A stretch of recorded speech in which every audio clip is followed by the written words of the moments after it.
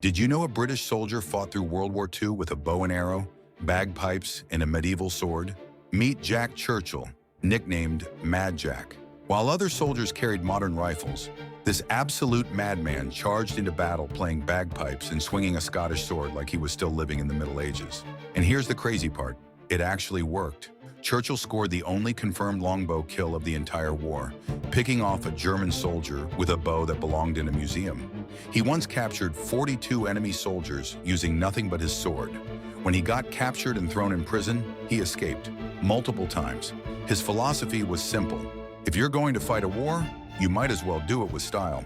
After Germany surrendered, Mad Jack wasn't celebrating like everyone else. He was actually disappointed, complaining that without American involvement, they could have kept the war going another 10 years.